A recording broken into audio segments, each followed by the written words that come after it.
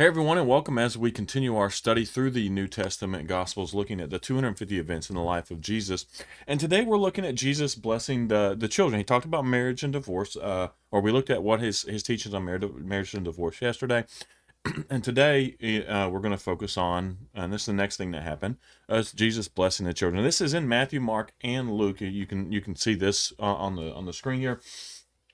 I'm going to come from Mark's account. Really, these really parallel each other. There's very little differences. Mark just goes a little bit more detail. And so I'm going to be coming from Mark 10, verses 13 through 16. It says, one day some parents, this is starting in verse 13 of Mark 10. One day some parents brought their children to Jesus so he could touch and bless them, but the disciples scolded the parents for bothering him. When Jesus saw what was happening, he was angry with his disciples. He said to them, let the children come to me, don't stop them, for the kingdom of God belongs to those who are like these children. I tell you the truth, anyone who doesn't receive the kingdom of God like a child will never enter it. Then he took the children in his arm and placed his hands on their heads and blessed them.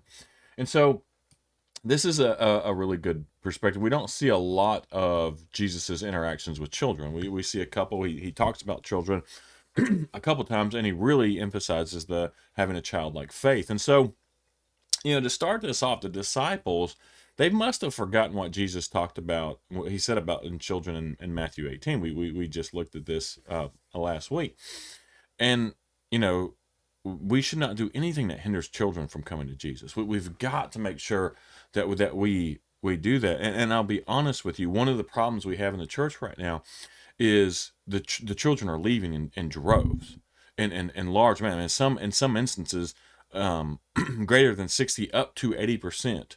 Once the kids leave the church or leave the home, are leaving the church as well. And so we're doing something to cause that. All right. And I know some people don't like to hear that and say, hey, well, we're not doing it. It's the world. They'll blame the world. They'll blame the colleges. But we're not preparing them. We're not preparing them properly. And so that's a whole nother subject. That's a whole nother thing that I'll get into one of these days. But it is something we truly need to focus on, because as a church, as a group of the whole, and this isn't, this is across denominations, this is across denominational world, kids are leaving the church as they become adults, and they're leaving them in droves. Now, the good news is that we are seeing some of them come back, especially once they start families, but it's still not a number that that we should be happy with, especially with the fact that they're leaving. And so we see here that Jesus wanted the little children to come to him because he loved them, and because of their trust, right? They're that innocent trust that they have in God, that childlike trust, that childlike faith that they had in God. And all people need the childlike faith in God. And now let's mention that, because sometimes we get this confused, right? We don't need to act childlike.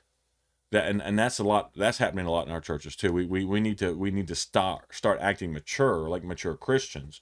We don't need to, but we do need to have a childlike faith. And that childlike faith is just that type of faith that accepts Jesus for who he is, no matter what.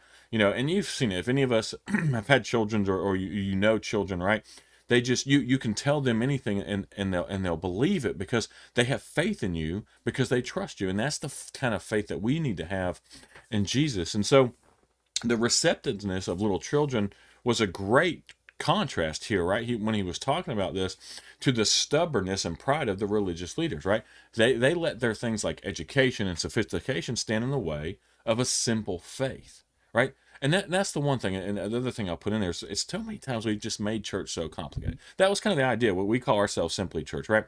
And one of the ideas behind that was, we just wanted to simply be the church. We want to simplify the gospel simple. Right? Jesus was in his message was a simple message. It wasn't some complicated thing like the religious leaders had created. And honestly, we've created that we've kind of duplicated that a little bit in the world today, and we've made religion and Christianity more complicated than it's supposed to really be. It was a very simple message, and a very simple thing to follow. Now, again, I've said this, and I'll continue to say this: just because it's simple doesn't mean it's easy, right? It's hard. Being a Christian is hard, but the faith and all that stuff behind it, it's very simple. And so we that's the type of faith that Jesus is calling us to. And so Jesus was often criticized right here for spending too much time with the wrong people.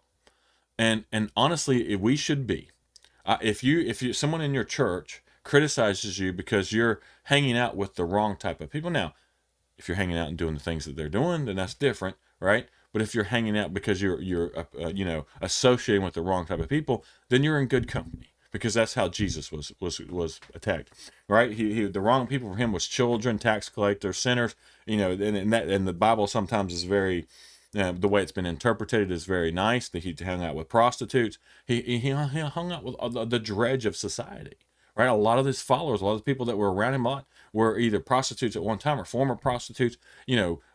It's just all this type of stuff that we see that who Jesus associated with, and the religious leaders couldn't stand it. So children, right, were one of those things. Children were one of those things. Like, you used to hear children should be seen, not heard, type thing, right? They should just, and that Jesus didn't do that. And so some of these people that were like that were the disciples, right? They thought Jesus should be spending more time with more important people, and the devout, right? Because this was the way that he could improve his position and avoid criticism. We get caught up in this in church, right? We get caught up in this in the world, but we also get caught up in this in church, and we try to do the same thing. We've got to back out of that and stop doing that. But Jesus didn't need to improve his position, right? He was God, and wanted to speak to those who needed him most, and children, and those the most unfortunate a lot of times were those people. And so the reason the mothers had done this is because it was customary for a mother to bring her children to a rabbi for a blessing, and that is why these mothers gathered around Jesus to do that. We do something a lot similar today. I mean, depending on, I know the Catholic tradition, and they do this along with the baptism. A lot of your denominational and non-denominational churches, they do, they'll do dedications, right? Children dedications, where we dedicate our children to the Lord. And so it'd be something similar to that kind of thing. That's what they were doing, but bringing them to Jesus and asking Jesus to bless them. And so this was a custom. They're no different than a lot of our customs around that. But the disciples, right? They thought the children were unworthy of their master's time. He's too important to be having to deal with these children, right? And they were less important than whatever else he was doing. But Jesus criticized. He got onto them for doing this. And Jesus welcomed them, because little children have the kind of faith and trust needed to enter to God's kingdom. And Jesus talks about that as, if we don't have faith like these little children, then we're not going to enter the kingdom of God. And so we have to have a childlike faith. And that's hard sometimes, especially as we get older. We get more cynical, we get more critical, right? And so to be as open and open to these type of things can be harder as we become adults, but we need to make ourselves like children when it comes to this. And so it's also important that we introduce our children to Jesus. And that kind of brings them back to the beginning of this.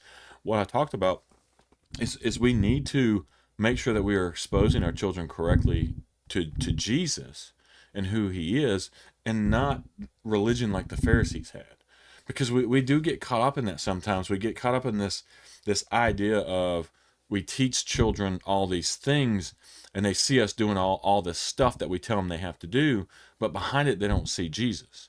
And that's one of the things. One of the things I've talked to a lot of kids, people who were kids in our youth groups and stuff, who are adults now, and I talk to them, and it's like, the biggest problem they saw was, I see people teaching all these things, but then I don't see them actually living them out. And so it was just one of the biggest problems was the hypocrisy and saying. And I'm telling you what, children are some of the most observant people, and they will catch hypocrisy so fast. And so we have to be. Now it's not a call to be perfect. We're not going to be perfect. But it's this mass. And honestly, I saw it a lot as a kid growing up in the church. Well, as a preacher's kid, I saw all these people, elders and deacons and other people in the church, trying to tell me how I should live or how I should dress, right, and how I should be. But while at the same time, right, I'm walking around, none of their children are coming into church. It's like, at least I'm here. And I may not have a dress shirt and a tie on, and you may not approve of my jeans and a polo, but hey, you know what? I'm here. And so that was the kind of stuff I dealt with a lot. It was, and a lot of it that we dealt with as kids had nothing to do with actual Christianity. It was traditions, right? It was so the way we've always done things, and so you as a kid, you should have to do this too. Now, one thing I do appreciate about Dad being a preacher is he didn't bring us up to that standard, right? That type of thing is like, he was more concerned about us following Christ. He wasn't concerned about what we wore. Now, obviously, we didn't show up in in pajamas and stuff like that. All right, I mean there was some etiquette that you followed, but he wasn't worried about the religion side of things. And I think that's part of the reason why I am the way I am today. And part of the focuses we have is there's nothing wrong with tradition. There's nothing wrong with, hey, we've always done it this way. But if those things are getting in the way of reaching your children or causing your children to want to get away from the church, then you need to get rid of them. You need to stop, right?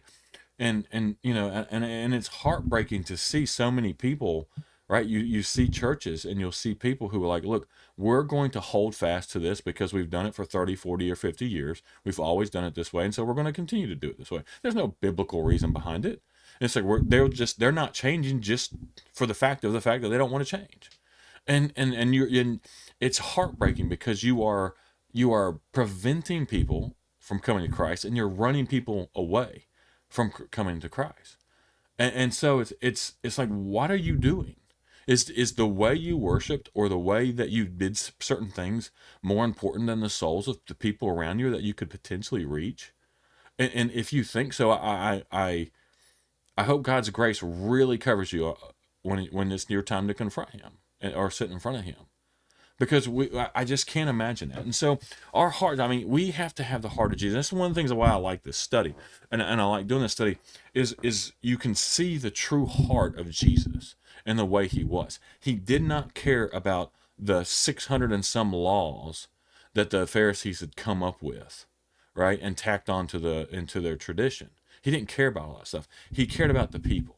And he was willing to do whatever. If it meant breaking those traditions, he was going to break those traditions to reach people, especially the young, especially the children, right? Especially the poor.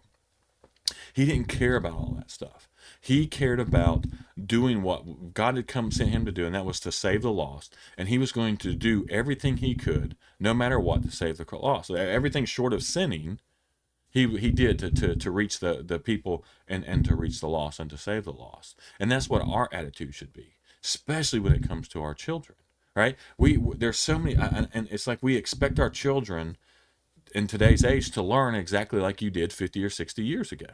And that's just crazy to me. It's like, how in the world, like, I don't know. And this is a passion of mine, and you can see that this is a passion of mine, and I'm going to talk about this a little bit because it is very, very important. Because, I mean, honestly, if you look at it statistically, a lot of our churches are dying, right? And so they're dying and they're getting older very quickly.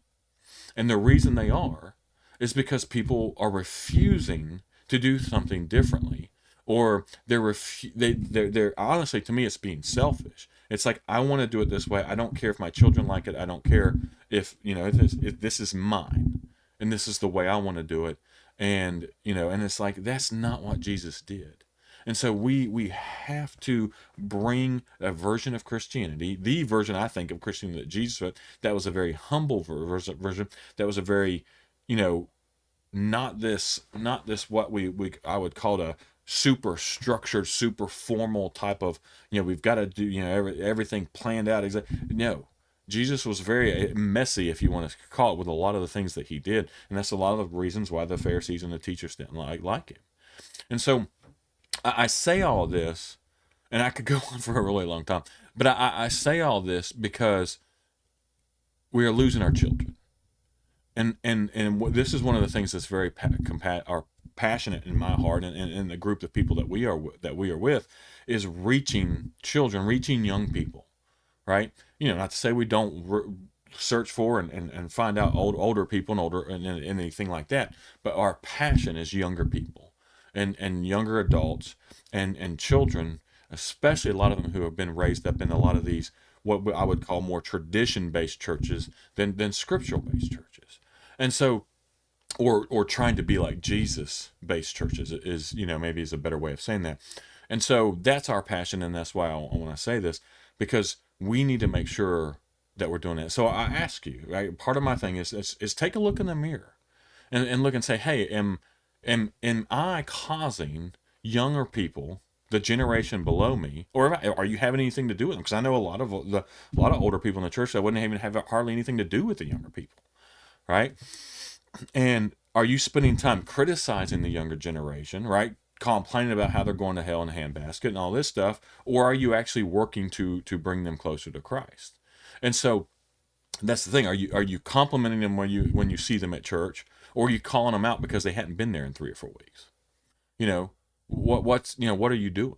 That's the thing. What are you doing when it comes to, are you a hindrance to the young people, or are you actually, do you make them feel welcome? Are you interested in their points? Are you interested in their thoughts? Are you interested in saying, hey, how would this work better for you?